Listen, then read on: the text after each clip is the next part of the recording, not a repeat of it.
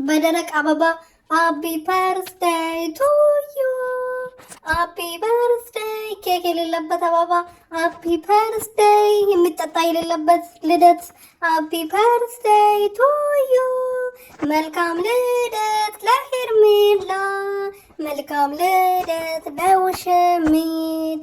አብርሃም እንግዲህ ሳይፈለግ ሳይፈቅድ ምንም ነገር ሳያቅ ልደቷና የ100,000 ኬክ በደረቅ አበባ መንገድ ላይ ተገኝተዋል። እንግዲህ ለልደት እንደዚህ አይደለም ሲከበር የምናውቀው፣ 100,000 ኬክ እንደዚህ አይደለም ሲከበር የምናውቀው። እኛ የምናውቀው ኬክ ባለበት ኬክ ቆርጻ የሆነ ፕሮግራም ተዘጋጅቶ ምናምን መጠጥ ያለበት ቦታ ምናምን ነው የምናውቀው አይደለም እስከ ዛሬ ድረስ ማለት ነው። እና እንግዲህ የፍቅር ጀማዎች ነን ተብዬዎቹ ተሰብስበው ነጭ በነጭ ለብሰው የሞተ ሰው መስሎ መንገድ ላይ ቆሞ እንግዲህ ልደቷና 100,000 ኬክ ሲያከብሩ ነበረ። ሰላም ሰላም ቤተሰቦች እንዴት ናችሁልኝ? ደህና ናችሁ? እኔ ያለው እግዚአብሔር ይመስገን። በያላችሁበት ሰላማችሁ ብዙ ትርፍርፍ ይበልልኝ። ለዚህ ቤት ለዚህ ቻናል አዲስ የሆናችሁ ሰብስክራይብ፣ ሼር፣ ላይክ ያደረጋችሁ ቤተሰብ ሆኖ እንግዲህ ከደቂቃዎች በፊት መጥቼ ትንሽ ተቀድቼ ነበረ።